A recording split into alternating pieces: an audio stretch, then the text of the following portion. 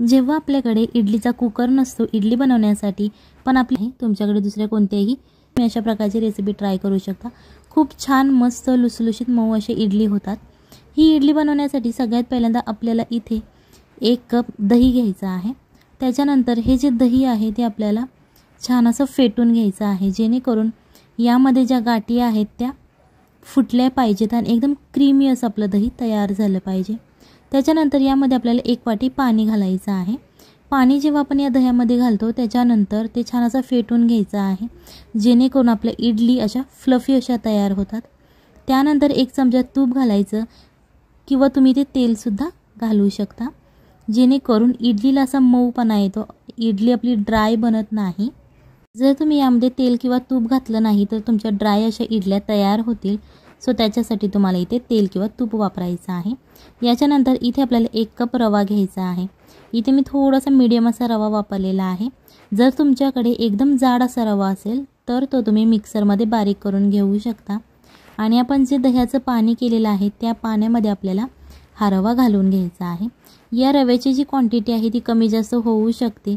जर तुमच्या घरात जास्त फॅमिली मेंबर्स असतील तर तुम्ही रव्याची क्वांटिटी वाढवली तरीही चालेल, किंवा तुमच्या घरात जर कमी फॅमिली मेंबर्स असेल तर तुम्ही या रव्याची क्वांटिटी कमी सुद्धा करू शकता। सगळ्यात पहिल्यांदा अशा प्रकारे तुम्हाला हा रवा या पाण्यामध्ये मिक्स करायचा आहे। इथे तुम्हाला पाण्याचं प्रमाण लक्षात ठेवायचं आहे। जर तुम्ही 1 कप रवा घेतला असेल तर तुम्हाला 1 कप पाणी घ्यावं लागेल। पण तुम्हाला 1 कप पाणी केव्हा घ्यायचं आहे, जर जेव्हा तुमचा रवा एकदमच जाड असेल तेव्हा तुम्हाला घ्यायचा आहे। सो 1 वाटी रवा घेतला म्हणजेच 1 वाटी पाणी घ्यायचं असं नाही।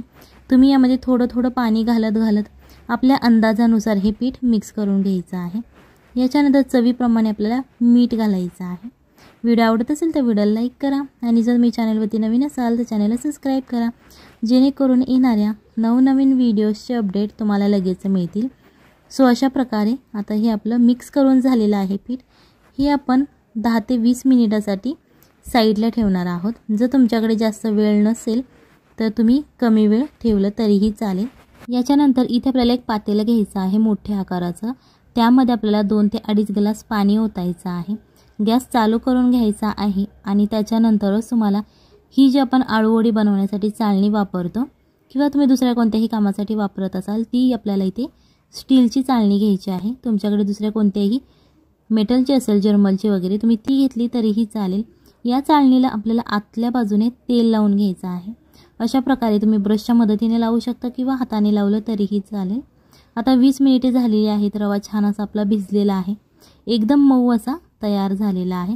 सो आता तो थोडासा आपल्याला मिक्स करायचा आहे, जेणेकरून आपल्याला पिठाची कन्सिस्टन्सी समजते। त्याच्यानंतर याच्यामध्ये आपल्याला 1 कप गव्हाचं पीठ घ्यायचं आहे। हे जे गव्हाचं पीठ आहे जे आपण रोज चपाती बनवण्यासाठी वापरतो ते हे गव्हाचं पीठ आहे। हे पीठ घालायचं आहे आणि याच्यानंतर ते छान असं मिक्स करायचं आहे। तुम्ही चमच्याच्या मदतीने करू शकता किंवा हाताच्या मदतीने मिक्स केलं तरीही चालेल। पीठ मिक्स करून झाल्यानंतर तुम्हाला दिसत असेल बघा अशा प्रकारची ही कन्सिस्टन्सी आहे।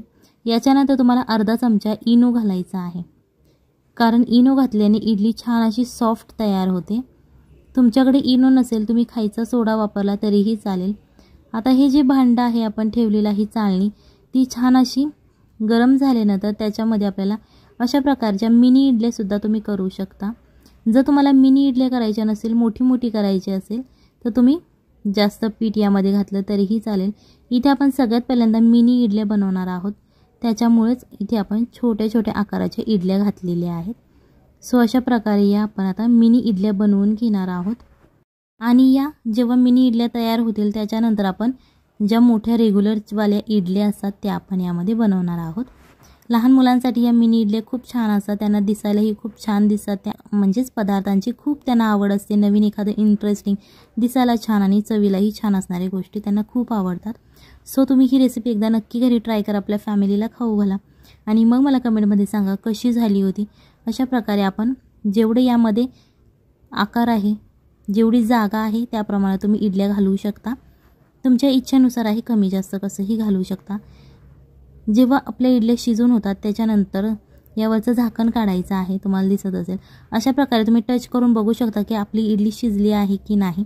जेव्हा इडली शिजून जाते तेव्हा आपल्याला गॅस बंद करायचा आहे ह्या ज्या इडल्या आहेत, आता तुम्हाला प्रश्न पडला असेल की ह्या इडल्यात आपण कशा काढायच्या. काढायला काहीच अवघड नाही, अजिबात त्या इडल्या तुटतसुद्धा नाहीत काढताना. अशा प्रकारे सॉफ्ट आणि स्पंज अशा आपल्या इडल्या तयार होतात. ही रेसिपी एकदा नक्की घरी ट्राय करा. ही तुम्ही चटणीबरोबर खाऊ शकता किंवा अशीच कोरडी खाली फ्राय करून तरीही चालेल. अशा प्रकारे छोटंसं असं चमचा घ्यायचा आहे, तुम्ही उलातनं घेऊ शकता आणि त्या उलातण्याच्या मदतीने तुम्हाला या इडल्या काढून घ्यायच्या आहेत. या तुम्ही थंड झाल्यावर सुद्धा काढू शकता, गरम गरम काढल्या तरीही चालतील, काहीच प्रॉब्लेम नाही. फक्त थंड झाल्यानंतर काढा, जेणेकरून तुम्हाला ह्या इडल्या काढताना भाजणार नाही आणि छान अशा सुट्ट्या होतील. गरम गरम थोड्याफार त्या चिकटल्या जातील, कारण नेहमीच्या ज्या सुद्धा आपल्या इडल्या असतात त्या सुद्धा गरम गरम चिकटल्या जातात. सो अशा प्रकारे आज आपण ही एकदम छोटी मिनी इडली, एकदम पातळ अशी इडली बनवलेली आहे, कारण ही चवीला खूप छान लागते. ज्या आपण नेहमी नॉर्मल इडल्या खातो त्याच्यापेक्षा ही चवीला खूप छान लागते. सो अशा प्रकारे ही इडली तुम्ही नक्की एकदा ट्राय करा, आपल्या फॅमिलीला खाऊ घाला आणि मग मला कमेंटमध्ये सांगा कशी झाली होती. हे तुम्ही चटणीबरोबर सर्व करू शकता. जर तुम्हाला मोठ्या इडल्या बनवायच्या असतील तर तुम्ही यामध्ये 1 ते 2 इडल्यासुद्धा बनवू शकता, कारण यामध्ये जेवढी जागा आहे तेवढंच आपण यामध्ये पीठ घालू शकतो. सो जर तुम्हाला मोठ्या बनवायच्या असतील तर 2 ते 3 या चाळणीच्या आकारामध्ये बनवू शकतात. अशा प्रकारे हे आपण मोठ्या इडल्या तयार करून घेतलेल्या आहेत. सो ही रेसिपी तुम्ही पुदिन्याच्या चटणीबरोबर खाऊ शकता, टोमॅटो सॉस, तुम्हाला जी आवडेल त्या चटणीबरोबर तुम्ही खाऊ शकता. चला तर मग भेटूयात पुढच्या रेसिपीमध्ये.